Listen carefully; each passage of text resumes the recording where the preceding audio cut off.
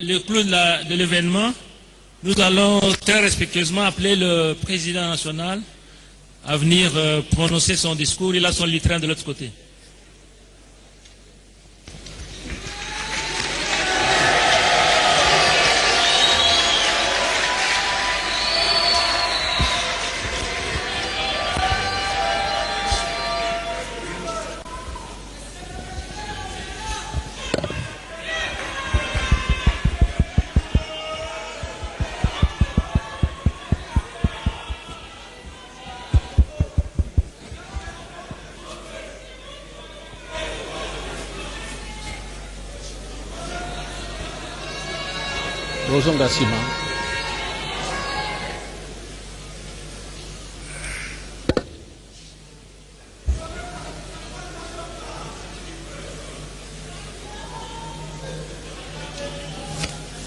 Avant de commencer mon discours, vous m'entendez? Vous me suivez? Très bien. Avant de commencer, je voudrais vous présenter nos éminents invités ici dans la salle, notamment le président du Sénat, M. Modeste Bahati, qu'on peut applaudir très fort.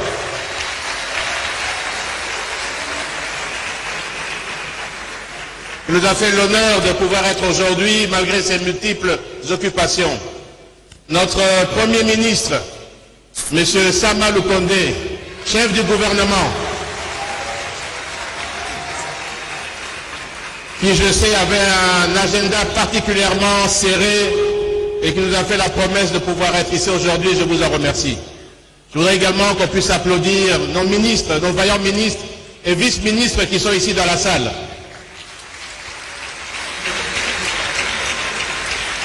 Affaires foncières, épiques, transports, nos vice-ministres également qui sont ici présents devant nous, je vous remercie. Honorable Président du Sénat, Excellence Monsieur le Premier ministre, chef du gouvernement, Mesdames et Messieurs les membres du gouvernement, Mesdames et Messieurs les représentants de missions diplomatiques, Messieurs les représentants, présidents, secrétaires généraux des différents partis de politique de l'Union sacrée, Mesdames et Messieurs les représentants du Collège des fondateurs,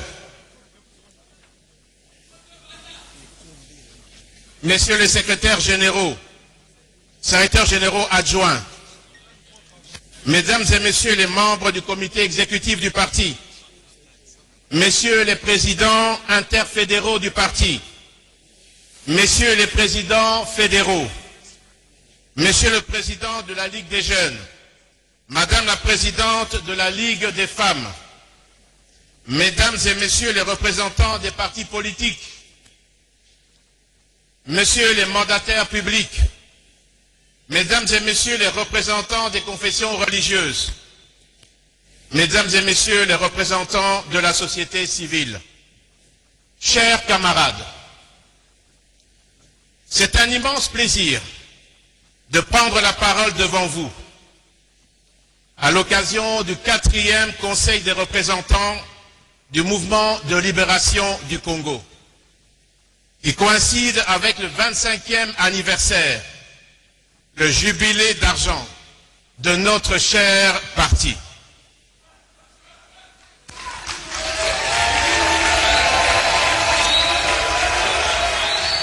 Je tiens à remercier chacun d'entre vous pour sa contribution à la bonne tenue de cette importante réunion.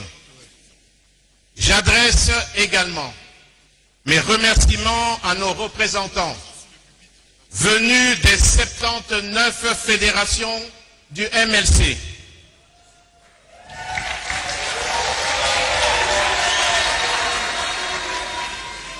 Pour leur mobilisation et leur présence à Kinshasa, ainsi que ceux des fédérations extérieures.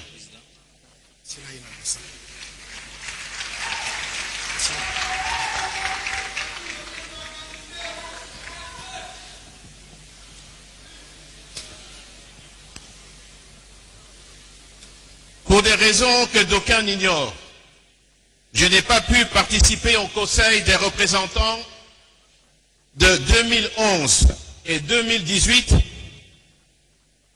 Vous pouvez dès lors mesurer l'honneur qui m'échoit de participer à ce Conseil après celui de 2006.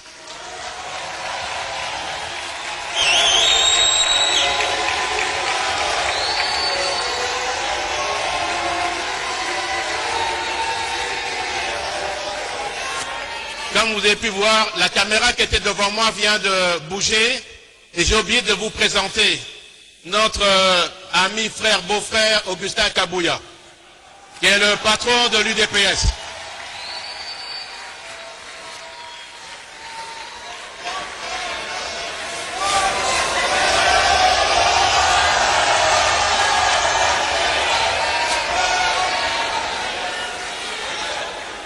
Je voudrais m'en excuser, j'avais la caméra juste devant moi. 30 septembre 1998, c'est sur le sol de la République démocratique du Congo, précisément à Kisangani,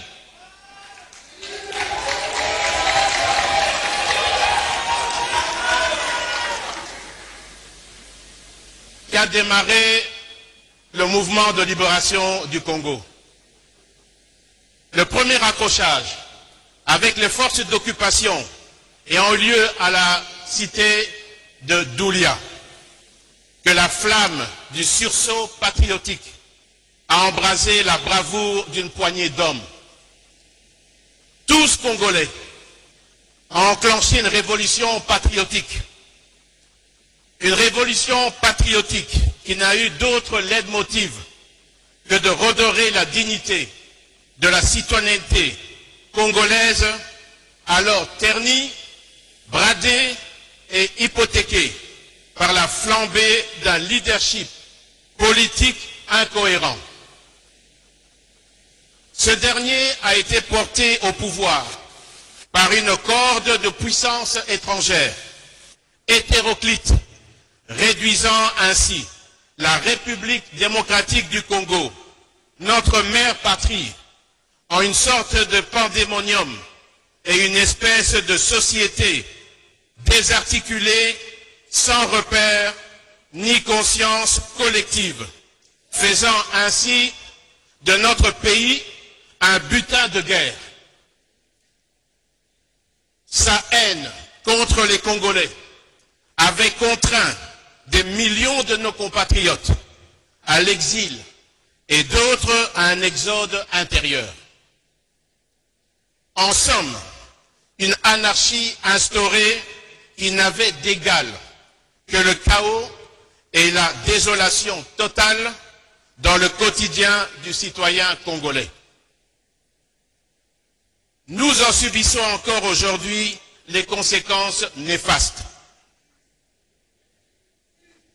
Oui, une révolution animée par un idéal sociétal, initiée par de dignes et braves fils de notre pays qui croient fermement que l'avenir de la mère patrie, notre chère République démocratique du Congo, demeure en l'écriture par nous-mêmes de notre destin commun. Nous avons pris les armes pour que toutes les tribus du Congo, toutes les minorités,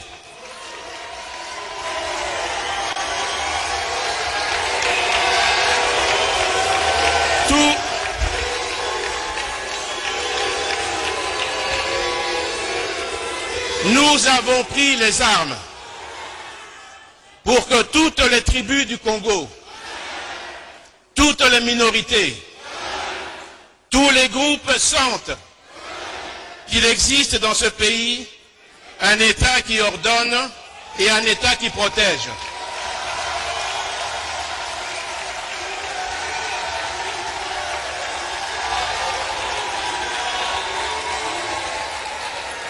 Une vision qui était en effet une décision drastique, mais bien mûrie, que d'aucuns ont assimilée au départ à une parodie de mauvais goût. Au fil du temps, Cette vision est demeurée intacte.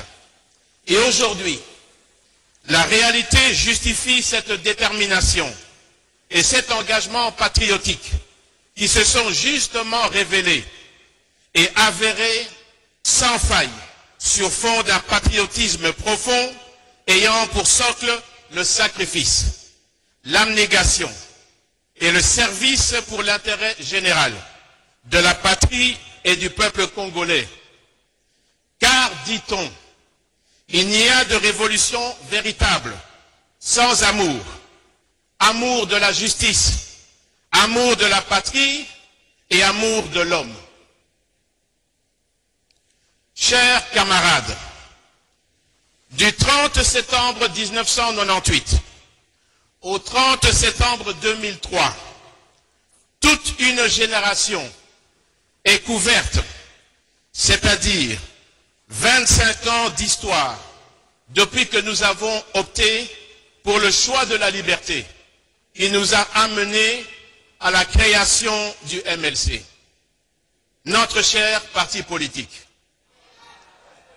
25 ans d'histoire que je ne saurais compter en quelques minutes ou heures ici devant nous.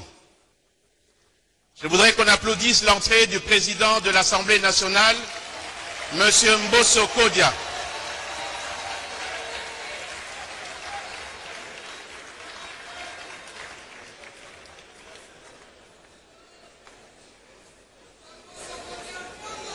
Et l'entrée de quelques ministres du gouvernement,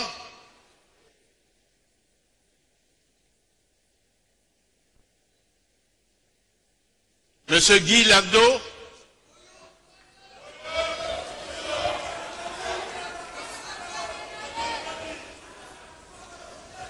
mais alors, que retenir des 25 ans d'existence de notre mouvement de libération du Congo? Chers camarades, à nous-mêmes, à nos enfants et aux générations futures, nous nous devons d'enseigner aujourd'hui, comme demain, par notre conscience collective, nos actes et l'histoire. Qu'il n'y a ni grandeur, ni valeur, ni honneur, ni dignité, sans intégrité morale, sociétale et politique. Que notre patrimoine commun, notre bien le plus précieux, c'est notre mère patrie, qu'il faut honorer par la mémoire ou de leurs vivants, aujourd'hui comme demain, les dignes fils et filles de notre pays, à l'exemple des vaillants et valeureux martyrs de l'indépendance face à la colonisation, et aussi comme les pionniers du MLC qui se sont sacrifiés pour dire non face aux phalanges meurtrières des envahisseurs qui considéraient notre Congo comme leur butin de guerre.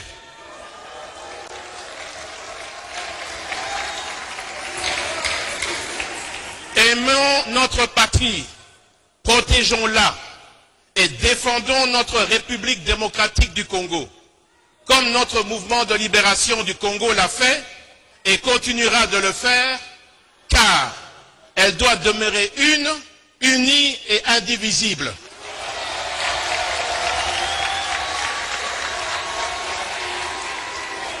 Chers camarades,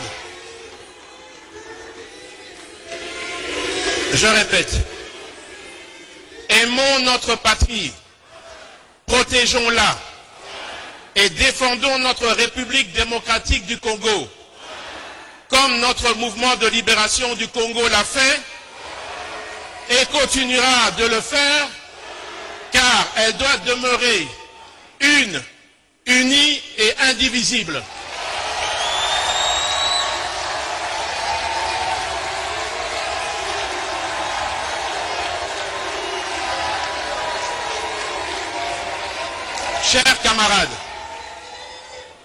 Chers camarades, beaucoup reste à venir et beaucoup reste à faire pour notre pays. Néanmoins, soyons fiers d'être appelés fourmis.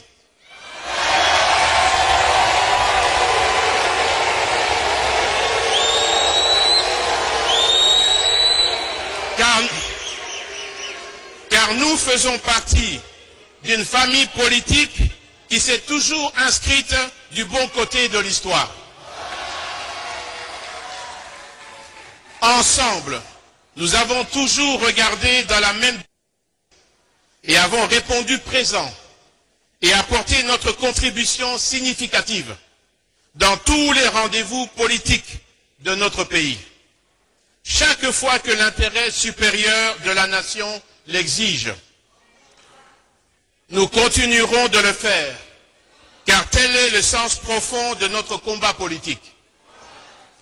Notre idée suprême a toujours été de consolider la stabilité des institutions, le bon fonctionnement de l'appareil étatique, le respect du bien public, de l'autorité de l'État, propice à l'instauration d'un véritable État de droit.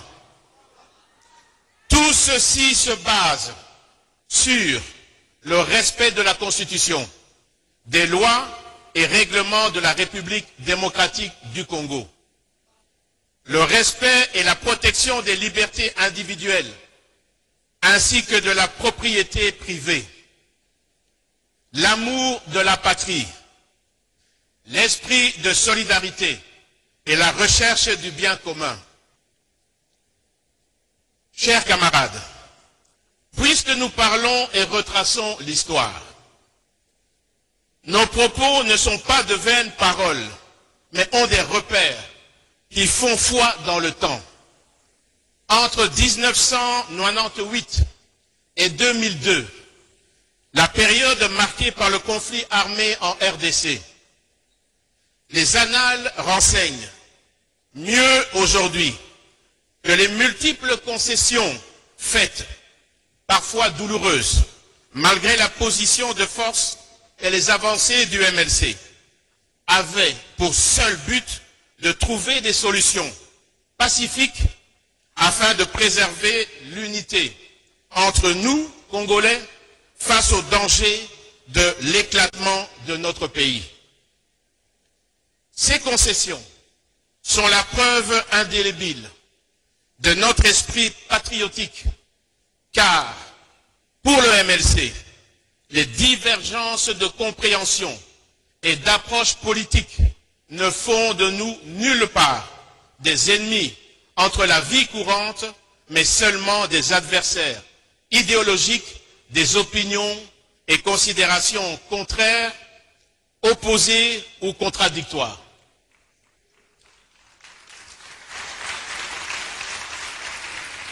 C'est ainsi qu'à l'époque, le MLC avait pesé de tout son poids pour exiger la présence et la participation de toutes les forces vives, y compris l'opposition non armée et la société civile de la nation congolaise autour de la table des négociations.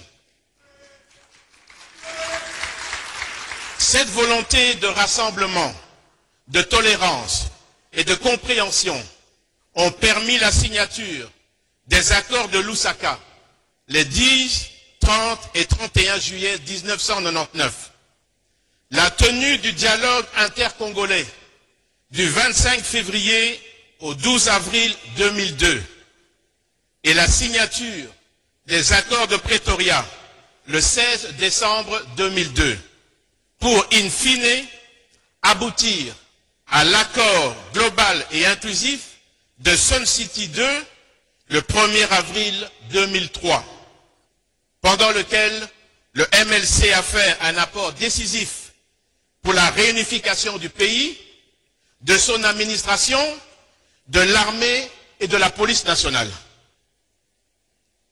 L'histoire devra retenir que c'est au cours de ces assises qu'a été décidée l'architecture démocratique de notre système politique, matérialisée par la Constitution, adoptée par notre peuple à l'occasion du référendum de 2005.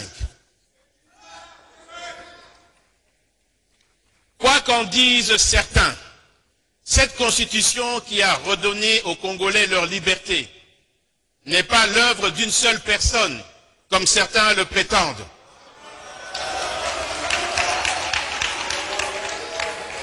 mais bien une loi fondamentale qui contient la dose de la présence de plusieurs forces politiques, de la société civile, ainsi qu'une dose d'ADN du MLC. N'en déplaise aux vendeurs d'illusions de tout horizon qui peuvent profiter de ces libertés chèrement arrachées pour s'exprimer aujourd'hui en toute quiétude et se présenter aux différents scrutins allègrement. Bien que notre victoire électorale ait été volée lors des élections,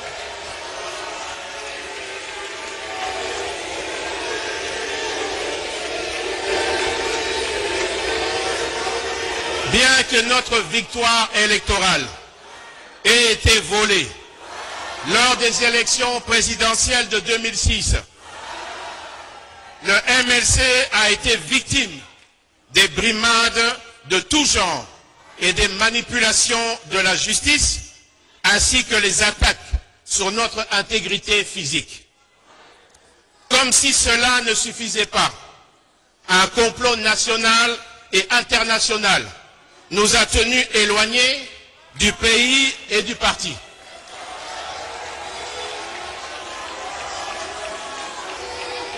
Grâce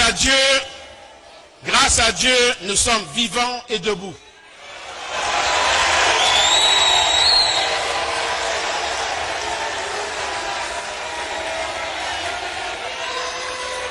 C'est ainsi que de 2007 à 2021, notre parti a fait figure d'école en politique, en s'alignant dans la tumultueuse voie de l'opposition républicaine.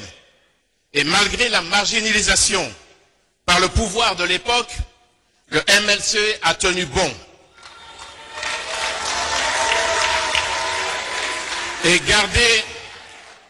Le MLC a tenu bon et gardé son unité face à toutes sortes de tentations et tentatives, tantôt d'anéantissement, tantôt de dédoublement, dans un environnement politique infesté d'antivaleurs, teinté par la corruption, la débauche politique, la répression, la trahison contre ses frères et sœurs, la trahison contre la patrie et les valeurs démocratiques et républicaines. Sans nul doute, je peux affirmer que le MLC est un parti stable et équilibré.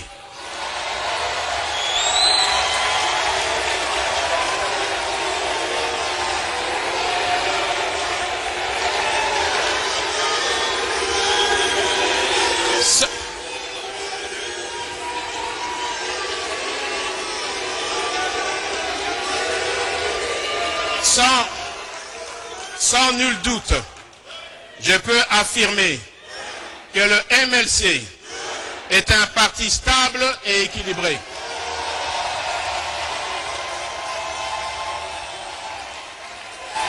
Cela se matérialise par l'état dans lequel j'ai trouvé notre parti à mon retour à Kinshasa en 2018, après 10 ans d'absence au pays.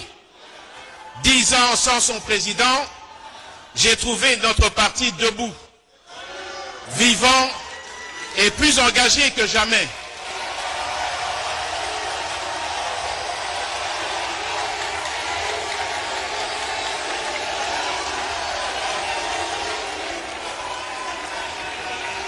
C'est ainsi le lieu de rendre hommage, et particulièrement aux cadres, à la direction et au secrétariat général du parti qui ont su, malgré les manœuvres déloyales de nos adversaires politiques. Ils ont fait preuve de loyauté et de constance malgré la transhumance qu'a connue notre parti.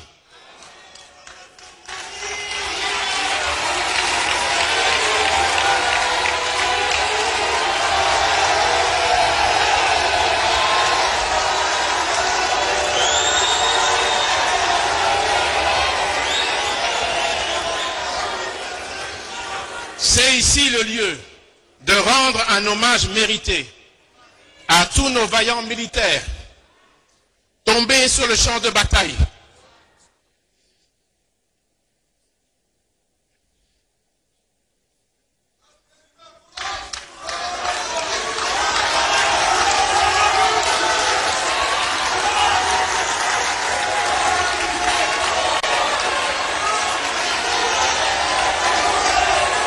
Ainsi qu'à ceux d'entre nous aujourd'hui disparus.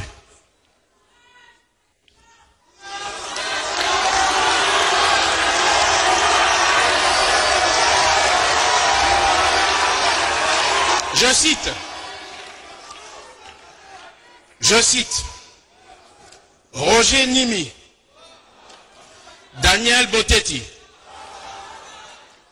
Lajos Bidiou, Marius Gangale, Dr Soso, Ramazani Baya, Dr Massoudi, Imana Ingulu, Maman Mariam, Bongombola, Jean-Paul Epondou, Madame Agnès Bokanga. Et parmi eux, mon père Jeannot Bemba,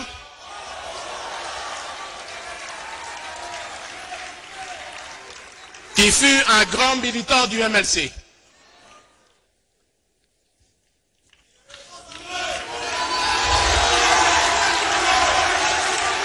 Chers camarades, la position actuelle du MLC s'inscrit dans un contexte particulier où il devait opérer un choix face à un dilemme. Ce dilemme qui nous mettait à la croisée des chemins de notre destin et aussi face à une nouvelle invasion étrangère menée par le MN23, soutenue par le Rwanda, et la menace de balkanisation qui montait en puissance à l'est de notre pays, devant l'histoire et notre nation, entre le chaos qui épiait la survie de notre pays et notre peuple, et sauver la patrie, le choix était clair et le sera toujours ainsi face à telle situation. J'ai endossé en toute conscience la responsabilité citoyenne pour la continuité et la stabilité de tous les corps de l'appareil de l'État. C'est dans cette prédisposition d'apporter sans hésitation son apport aux efforts du développement de notre pays qu'en décembre 2020, j'ai répondu favorablement au nom du MLC à l'appel du président de la République, son Excellence M. Félix Antoine Tshisekedi Tshilombo, en vue de former l'union sacrée de la nation pour insuffler une nouvelle dynamique à la gestion du pays pour le reste de ce quinquennat. Au-delà de toute considération politique, aux besoins vitaux, national et de cohésion entre tous les Congolais, une condition sine qua non, non pour sauver la République démocratique du Congo. Nous l'avons fait en toute sincérité citoyenne et nous sommes fiers de servir loyalement notre pays et notre peuple au sein des institutions. Chers camarades, nos 79 fédérations implantées dans toutes les 26 provinces, ainsi qu'à l'étranger, symbolisent la solidité et l'ancrage du MLC à travers tout le pays.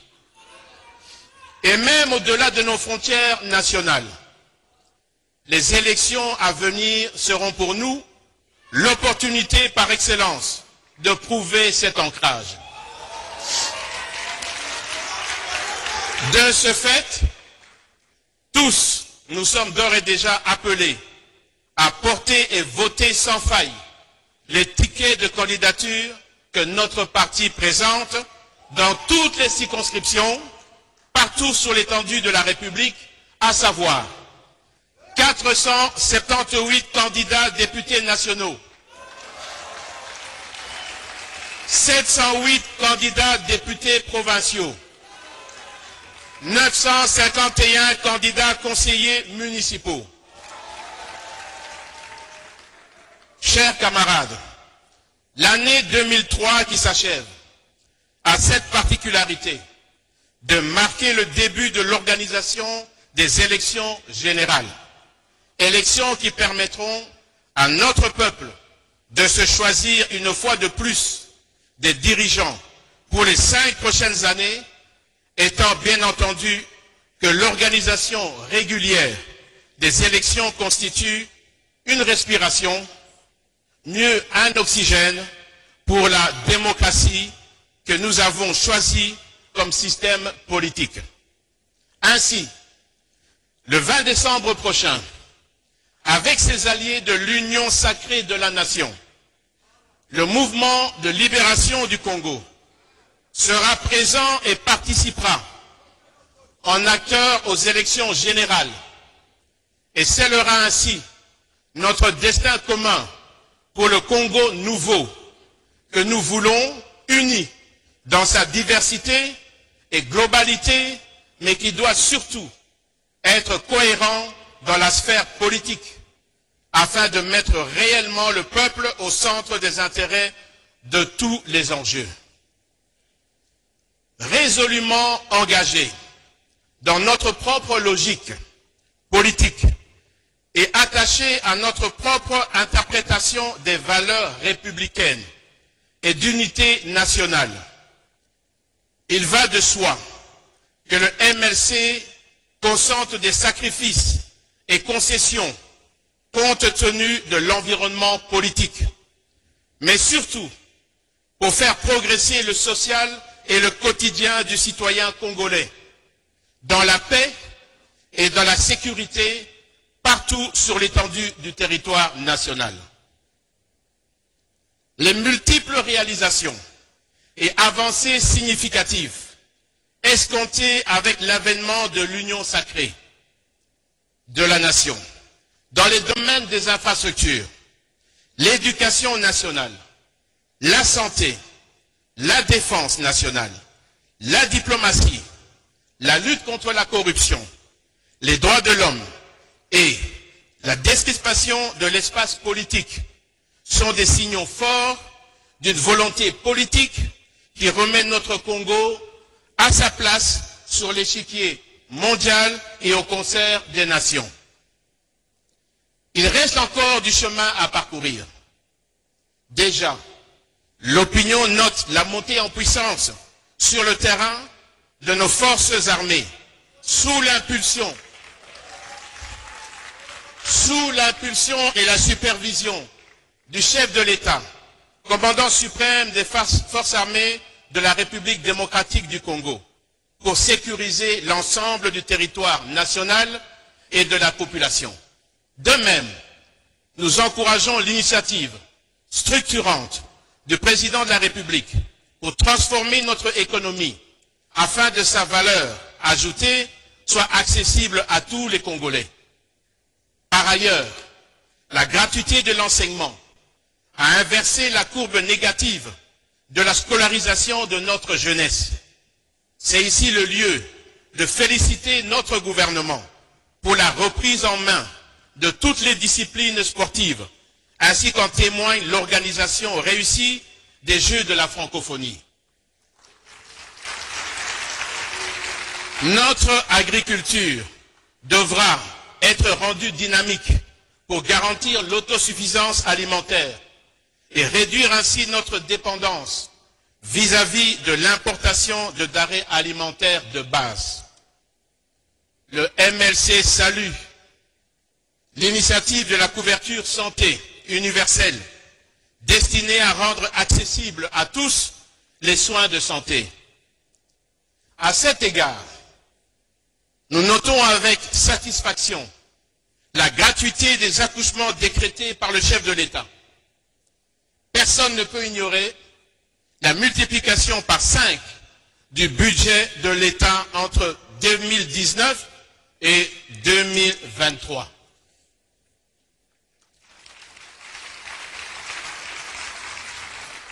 Concernant les infrastructures, le MLC demande l'accélération du programme de réhabilitation et de construction des infrastructures de manière à assurer la liaison entre les 26 provinces de notre pays et surtout cimenter davantage l'unité nationale en s'inspirant de l'initiative des concessions routières expérimentées au Haut-Katanga.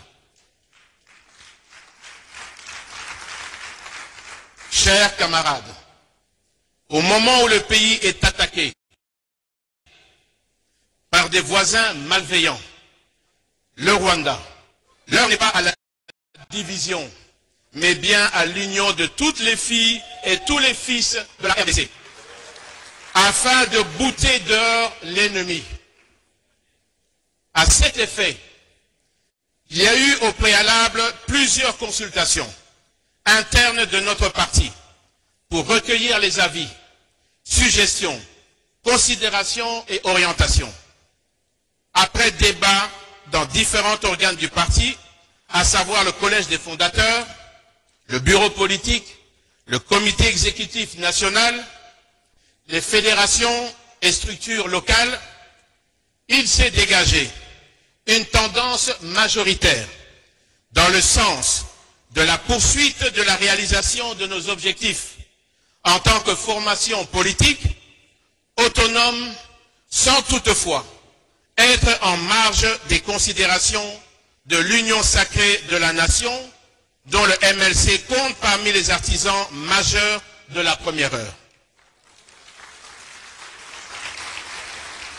Car l'histoire retient, une fois de plus, que les motions ayant conduit à la déchéance des bureaux, aussi bien de la Chambre haute que de la Chambre basse, ont été portées par l'ensemble des partis politiques, initiateurs de l'Union sacrée, ainsi que les deux par les élus du MLC. Chers camarades, je souhaite vraiment voir notre population sortir de la misère. Je souhaite vivement que ceux qui veulent diriger notre pays prennent à bras le corps la solution à la misère de notre peuple. La vision du président de la République pour le développement de notre pays rejoint totalement notre propre vision.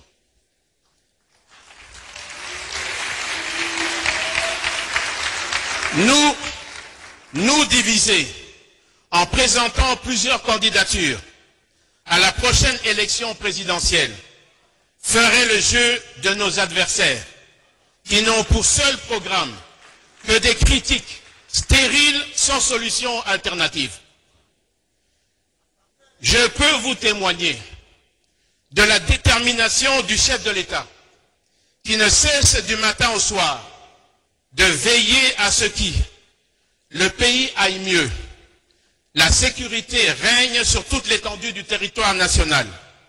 Les enfants puissent aller à l'école. Le programme de construction des infrastructures sanitaires, portuaires, aéroportuaires puisse être accéléré dans le cadre du programme de développement local des 145 territoires. Je pense que le pays est dans une situation cruciale à la suite de la guerre que nous impose le Rwanda. Je recommande de nous unir tous pour bouter dehors l'ennemi, afin de recouvrer l'intégrité de notre territoire. La République démocratique du Congo avait une voix faible, mais avec l'avènement du président Félix Antoine Tshilombo Tshisekedi, sa voix est devenue audible. Quand un serpent tombe dans une pirogue naviguant sur le fleuve, l'urgence pour tous les passagers est de jeter par-dessus bord le serpent, intrus pour la quiétude de tous. De même, Quand un ennemi attaque un village, tous les habitants de ce village se mettent ensemble pour se protéger et mettre hors d'état de nuire les assaillants.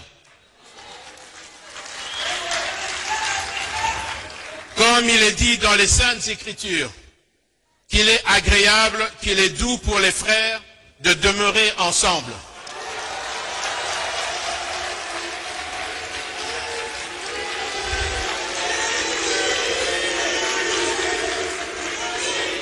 Comme il est dit dans les Saintes Écritures, qu'il est agréable, qu'il est doux pour des frères de demeurer ensemble. Le MLC réaffirme son appartenance à l'union sacrée de la nation. Comme témoin privilégié de la volonté du chef de l'État de transformer profondément notre société pour mener notre pays vers le développement, d'assurer sa sécurité et d'imposer la paix à l'intérieur de nos frontières. C'est pourquoi j'ai décidé de ne pas me présenter ma candidature.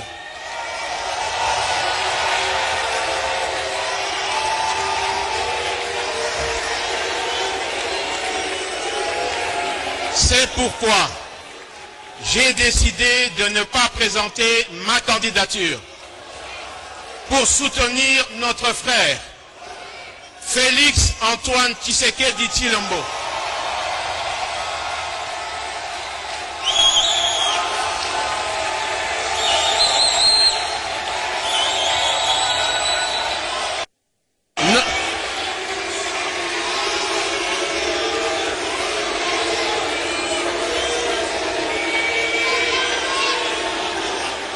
Je répète, c'est pourquoi j'ai décidé de ne pas présenter ma candidature pour soutenir notre frère Félix Antoine Tshisekedi Tshilombo, notre président, à la prochaine élection présidentielle, afin de créer les conditions pour le camp patriotique de l'Union sacrée de la nation de l'amener à la victoire pour parachever ce qu'il a entrepris. Et nous mettrons tout en œuvre pour lui faire gagner les élections. Que vivent nos 25 ans de lutte politique. Que vive le mouvement de libération du Congo. Que vive l'union sacrée de la nation. Que vive la République démocratique du Congo. Unis, nous sommes plus forts. Avec Dieu, nous vaincrons. Je vous remercie.